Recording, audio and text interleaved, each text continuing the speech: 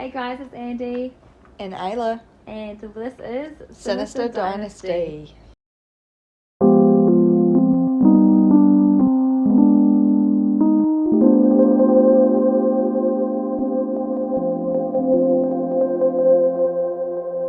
This case is the case of Marie Jamieson. Yeah. I love a good Marie Jameson. yeah. Jameson on the rocks. Jameson with LMP. Mm. Jameson. Jameson. Oh, Jameson, not Jameson. Damn it. Okay, Marie Jamieson.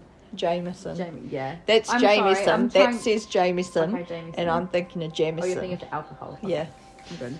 Well, so, starting off, very beginning, well, not very beginning, Marie was a hairdresser in West Auckland, and she was 23 years old when she went missing on the 10th of February 2001. She had been at Tonic Bar with her friends in Central Auckland, and she was wearing a skirt, red t-shirt, and she also had a blue Hello Kitty bag with her. Oh my god, iconic. I know. When I saw that, I was like, heck yeah, girls got fashion. girls have got high fashion sense. All good. So she then left her friends and she took a bus home, and she was last seen at a Henty's liquor store on New North Road in Eden Terrace, and she was buying a bottle of vodka. Good choice. Course, yeah, good choice. I respect her decisions. Yeah, vodka goes well with anything. Oh, talking about vodka, if you really want to be a cheap drinker, get a bottle of vodka, get some water, and get like those flavoured water drops. And you can put the water in. I'm not that cheap. Put the flavoured water drops in. Student life. So after that, she planned to catch another bus home to Avondale after buying vodka. And this bus would have dropped her off opposite Pack and Save in Mount Albert. She then would have had to walk along Bullard Avenue or through Allenwood Park to get to her street. Yes. So there's a little bit of a walk. She had to go on 2 buses to get home and then walk a little bit to get home. On the 12th of February, she hadn't come home. So 2 days later, and she was reported missing to the Balmoral police station. So yeah, 2 days she hadn't come home. Maybe they thought she was just out partying and got lost, and then had another party and then was going to come home. But yeah, Bender. Yeah, she didn't. So yeah, Bender weekend. Yeah. So later on, after the 12th of February, a bus driver advised that on the night of Marie's disappearance, a woman fitting her description waved her down at a bus stop, and that was near the liquor store. Mm-hmm. So the bus driver wasn't going where the woman was going, so just left without her because the woman didn't want to hop on the bus. And there was also another sighting of Marie, and that had her going to the Pack and Save stop in Mount Albert. So they don't really know where she was. Until 9 days after her disappearance on the 19th of February 2001, her body was found. So it was found behind an engineering factory on Mihini Road in West Auckland, and that wasn't easily accessible. So, yeah, big jump. Yeah, you kind of knew where it's going. It's a murder true crime podcast, but still. I thought I was gonna stop you and ask you if it was a missing person case. Well, no. Well, obviously was for 9 days. It was for 9 days, and then, yeah, so her clothes were found next to her body. God. Trigger warning here. There was semen on her underwear as well. She had 3 stab wounds to her chest, and she also looked to have her throat slit too. Poor girl. The throat injury though was never confirmed, just due to the state of her body. Well, because they found her days after, so it was due to the state. Her Hello Kitty bag was never found also. Oh, wasn't it? So, I mean, a bit of a light-hearted take. Maybe the killer also had fashion sense. I don't know. My first instinct was robbery, but alright. Well, it could have had the bottle of vodka in it. Because she had bought that by the looks of it. I don't know. Yeah. But, yeah, going back to an awful way to go. Horrible. And then I'm not going to get into it because that actually got me quite upset when I was reading over it, so I'll skip over that a bit. So police believed that Marie was either abducted by a person or people she didn't know, or she did know but she didn't know what they were doing. Yeah. The semen on Marie's underwear couldn't convict anyone yet, as the DNA came back unknown on the DNA database. And it was like early 2000s as well, 2001. There wouldn't have been, like, it might have been a new thing, so it wouldn't have all been there yet. So there were lots and lots and lots of suspects in relation to the murder, but no one was convicted, so it was left open. Oh, so they couldn't convict anyone. They just, couldn't convict anybody. So, fast forward to 2002, so a year later, Anneke Bishop, I think that's how you say it. Anneke? No, it's Anneke. Anneke. Yeah, Anneke. Anneke. Anneke. Again, not Anarchy. Oh, Anneke. Anneke. Anneke. Anneke. So fast forward to 2002, Anneke Bishop was driving near her home in New Lynn, so guessing West Auckland again, when she noticed the car behind her was tailgating and had its headlights in full beam. Oh, I hate when people do that. It's so annoying, eh? Oh my annoying. God, it's you like... always brake check them. You might get a new car. But yeah, so she began driving crazily, so she tried to, like, scare the driver off. This had the opposite effect because the driver called the police on her because she was driving crazy. Nice! So the police arrived at her home and threw her in the cells. Oh, God. Yeah, so she was treated pretty badly by the sounds of it. While she was in there, though, a doctor asked if she wanted to give a blood sample for the National DNA Database. They were obviously building it up. And she was like, sure, why not? Exciting. Yeah, all good. Yeah, so building it up, and she just put it in there. She was charged with dangerous driving and was convicted and fined $600. She didn't tell anybody, or didn't tell her family, and didn't think much of it. Yeah, fair enough. I wouldn't tell my family either. Yeah. And also, again, yeah, she says in the article, she said that she was treated quite poorly too, so there was that. Well, you know what I would tell my family about, though? What's that? That dickhead driver that tailgated me with their lights on full beam. Hell yeah. Definitely Screw not the fine, though. Yeah, screw that. Honestly, I hate people doing that. It's so annoying. But it's so unsafe as well. I know. It's like, check yourself, and if you're going to ride me that hard, at least pull my hair. Yeah. I like it. That's good. So around 2007, so about 6 years after her murder. That just went from, like, one thing to, like, normal. Oh, normal. No, that was very good. I like that. So around 2007, familial DNA testing, so based on family, really, became available in New Zealand. So basically what this is environmental science and research scientists, so ESR, because I can't be bothered saying that all over again. They were running samples through the national database, and they were looking for similar genetic traits, so family, that word. So this is obviously very helpful to police in open cases, but the police couldn't use the system unless they'd exhausted all other options. So they had to use absolutely everything before they could use the system. So of course it was an open case, and it's been open for 6 years at this point. So by this point they'd used all options. They'd exhaust all available options, yes. Yeah, so in February 2008, police asked the ESR to do a search of the national database using DNA from the semen found on Marie's underwear.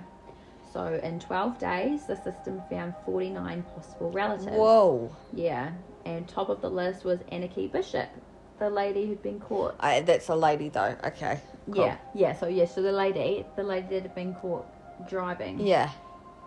And the likelihood of this was 1,760,000,000 and 250,000. So, no, that was very big. Scratch that. The likelihood of it being someone related to her was 1,760,000 and 250. So, very high likelihood. So, the police looked into her background and found she had one full sibling called Joseph Martin Reekers. Reekers is a suitable last name because, getting into it a bit more, he was well known to police and had about 90 previous criminal convictions. So this included rape and theft. And keep in mind, again, you hardly ever get convicted for rape. He was known for creating a Reekers. Reekers. Ah, ayo. That was so bad. It was very bad. But yeah, Reekers suits, I think. So from this point, he became a suspect for Marie's murder. Anneke's son also became a suspect and was investigated by police. Oh. His name is not mentioned here, so obviously it wasn't him. So a few months later, in April 2008, Reekers was caught stealing an $8.20 salami in West Auckland. Well, I hope it was a decent salami. Yeah, you'd hope so, because he got convicted and just charged with theft. And then due to his conviction, the police were able to order a DNA sample from him, so because of his theft. This matched the sample from Marie's murder. Dun dun dun dun. He got done. He got son. He got charged for murder by stealing an $8 sausage. Yeah. Salami. Salami. You best hope that was the best salami you've ever I hope he had. ate it. I hope he had some of it. I don't. Yeah, no, that's a fair point. I hope the anticipation. He really wanted that, and he didn't get it. Yeah. Fuck him. Yeah. Carry on. Hopefully it's... Yeah, very bad. So I agree. Fully agree. So Joseph Reekers, we'll just call him Reekers, he was arrested and interviewed twice in June 2008, and he had advised that he had contact with Marie on New North Road, so the road that she was on, around the time that she disappeared, but he refused to say anything further. What a dumbass. Yeah, a little bit silly. 10 out of 10 though. Love you it. Yeah. Love you it. Putting yourself there. Yeah, very, very smart. There was limited evidence for the exact series of events around the murder because, of course, no one saw her, really. But it was known that Reekers picked up Marie from New North Road. Oh. So the bus driver did. Yeah. It was also understood that he was on meth when he met with Marie. So, God. Yeah, involving that. That poor girl. Yeah. Pretty shit. Bless you. Sorry. It's then assumed that an argument occurred between them, and so they must have known each other, I'm guessing. Yeah, and then... Or he's just on meth. Well, that is true also. And then Reekers took a sharp object to inflict at least 3 stab wounds. He denied injuring Marie's throat, though, and again, this couldn't be proven because of the state of her body. But he also considered that it was possible, because he was on meth and he could have just blacked out. Yeah. But he denied doing it. Yeah, you know what I mean. Yeah. So it was considered by the probation officer that the main factors surrounding the murder was Reekers' common use of violence and the use of methamphetamine. The use of meth. Reekers had reported a long history of drug use, but advised that after the death he gave up drugs entirely. So, I mean... It shouldn't take fucking murder to get you clean, you dickhead. Yeah, there's a whole family background and everything as well that could cause you to use it, but it's just, it is awful. And good on you for stopping to use the drug, but why did you murder her in the first place? I know, a bit effed up. It was also suggested in the probation report that Reekers was an acquaintance of Marie's. They didn't, okay. Yeah, or even her partner. But Marie's family confirmed that they hadn't met him before.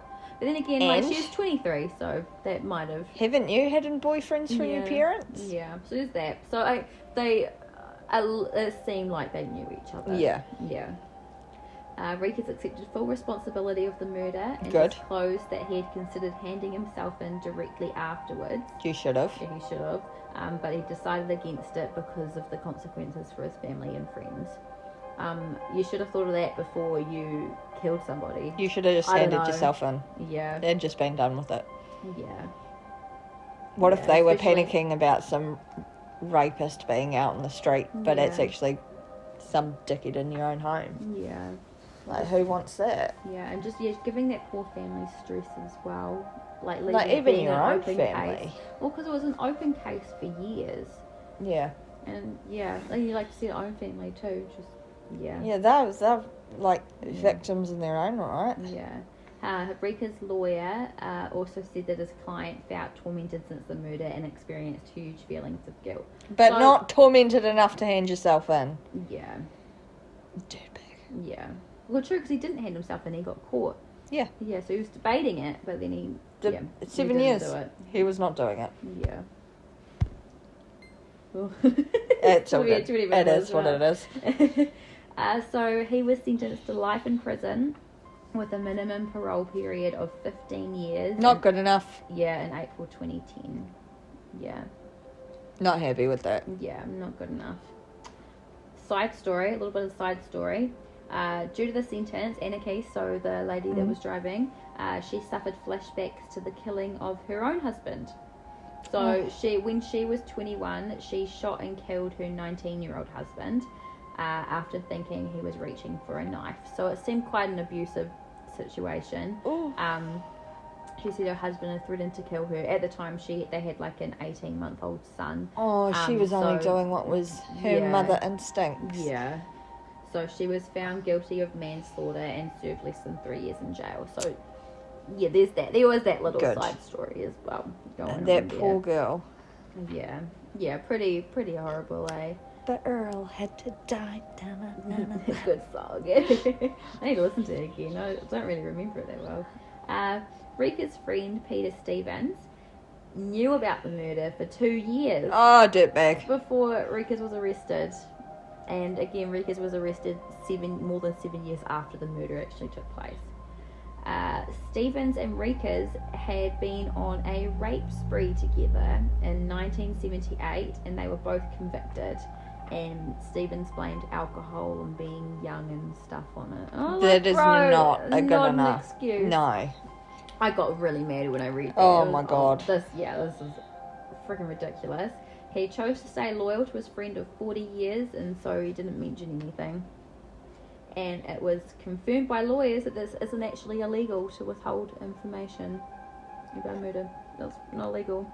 It should be. I would question that. I would question that. Unless it like has something to do with your own safety, unless it impacts that, you should, yeah. It wouldn't. If he had gone to jail, yeah, he would have been fine. Yeah. Stevens denied that he himself had anything to do with the murder, and the police couldn't prove otherwise. They tried to bring his name up and gain I'm a wee bit and stuff, but I'm a wee bit gutted that he didn't get done for something. Yeah, so there was a little bit. They tried to see what would pop up, but there was nothing. He also voluntarily gave a DNA sample as well. I respect you for that. Yeah. Nothing else. And so I got this stuff from a Stuff article, and it finished with him saying, "I'm pissed off shit got dragged up that happened in 1978, which is 30 fucking years ago, and I'm having to pay for it all over again." Was that Reekers or the other guy? That was Stevens, the other guy. Fuck you. Yeah. You dirtbag. Also, if it was a Stuff article, you don't have to comment. You don't have to have an article written. No, but he wants the fame. Otherwise, he would have said no comment. Or he was trying to back up his name or something. I don't know. Whatever. Not very nice people by the sounds of it. Trash bag. Yeah. Again, a whole trying to consider like the whole bringing up things, but there's definitely a right from wrong, and people know that there's a right from wrong, and they do it anyway. So yeah. I I was thinking though when I was doing my other case, man, I wish someone would just give a deathbed confession so that we could, close this and we could have closure and good on something for coming out. Yeah. At least something came up and the family knows what happened and they've got some sort of closure. Not great closure. Yeah. But it most probably doesn't make it any better. Yeah. That DNA database thing though, especially testing through family stuff, is really cool. That's flipping awesome. And it would definitely help quite a few cases along the way. So no, very cool. Very cool that they've brought that around. So Marie was described as a bright and vibrant lady. She did have a problem with alcohol, but she'd helped herself into a rehab facility and was doing really well with it. So she was making steps in the right direction, Small, steps. Yeah. That's brilliant. And so, what a shame. Yeah, 23 years old, after a night out with friends. Is Reekers still in prison?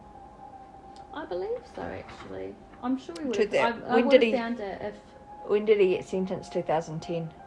So he's got 15 years from 2010. Yeah, so 2025 minimum. And then he parole goes on period. up. He can go up for parole, but he Yeah. can still be kept. Yeah. He'll probably blame the meth quite heavily in that too, like in his parole hearing. I Yeah, don't then know, he'd most it'd be interesting to hear when it might comes have out. to do rehab or Yeah. something like that. Yeah.